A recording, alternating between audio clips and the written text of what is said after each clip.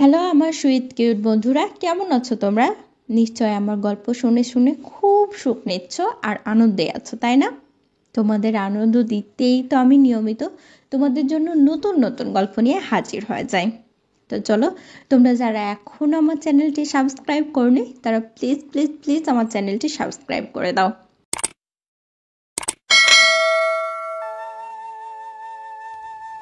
একদিন বিকেলের দিকে হিমেল গ্রামের রাস্তা ধরে হেঁটে যাচ্ছিল।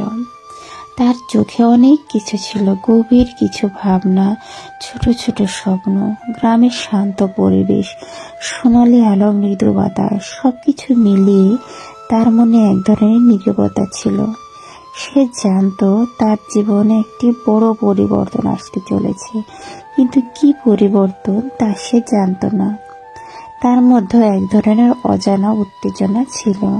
গ্রামের এক কোণায় ছিল ঋতু, গ্রামের সবার কাছে পরিচিত। তার হাসি মুখ, শিখনশীল আচরণ এবং মিষ্টি কথা বলার ধরন গ্রামবাসীদের কাছে খুবই জনপ্রিয় ছিল। কিন্তু হিমেল তার সম্পর্কে খুব একটা জানতো না। সে শুধু জানতো যে ঋতু তার মতো অসাধারণ একজন নয়। ঋতুর মধ্যে একটা আলাদা ঝিলিক ছিল। সেই দিনটি ছিল একেবারে সাধারণ, কিন্তু হিমেল ঋতুর সাথে প্রথমবার কথা বলার সুযোগ পায়। মেলার দিন হিমেল গেছিল মেলা দেখতে, আর সেখানে সে ঋতুকে প্রথম দেখেছিল। ঋতু তখন মেলা প্রাঙ্গণে এক বন্ধুদের সাথে দাঁড়িয়েছিল, হেসে হেসে কিছু বলছিল। হিমেল প্রথমবার তার দিকে তাকিয়ে ঋতু হাসলো, কিন্তু ঋতু তার দিকে তাকিয়ে কোনো আগ্রহ দেখায়নি।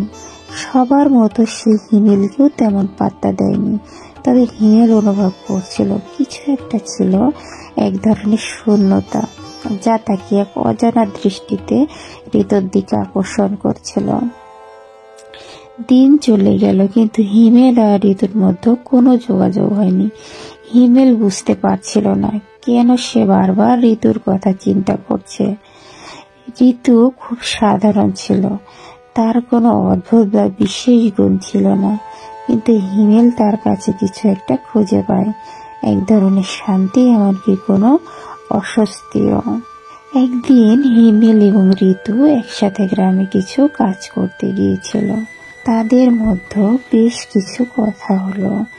ঋতু হিমেলকে বলছিল, তুমি কি জানো, গ্রামে এমন কিছু আছে যা আমাদের আসল সত্তাকে তুলে ধরে।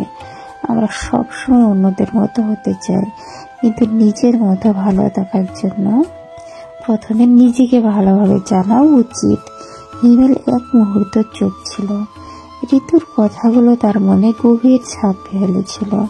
সে জানতো এই কথাগুলো ঋতু সহজভাবে বলে না, এর মধ্যে কিছু ছিল, এক ধরনের শিক্ষা যা হিমেল বুঝতে পেরেছিল। তারা সারা দিন চলতে থাকে।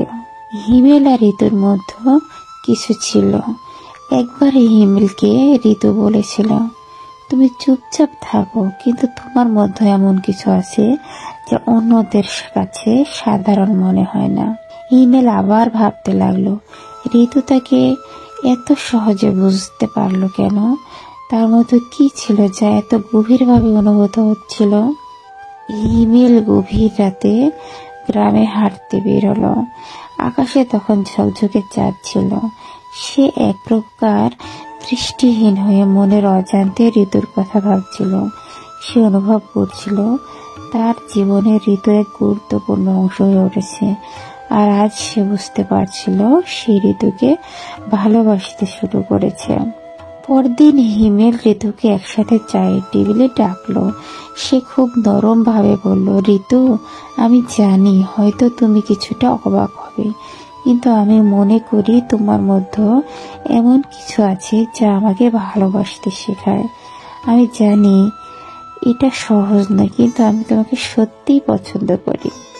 ঋতু এক মুহূর্ত চুপ ছিল, তারপর সে হিমেলের দিকে তাকিয়ে বলল, হিমেল, আমি জানি তুমি আমার সাথে আরেকভাবে যোগাযোগ করতে চাও, তবে আমি এখনো ঠিক জানি না আমার মন কোথায়।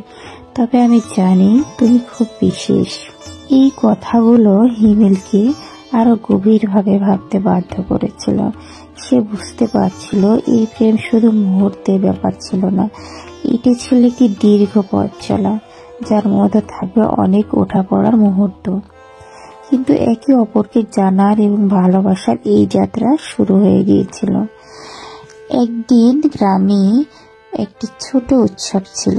সেদিন হিমেল আর ঋতু একসাথে ছিল এবং সবাই তাদের একে অপরের পাশে দেখে অবাক হয়েছিল।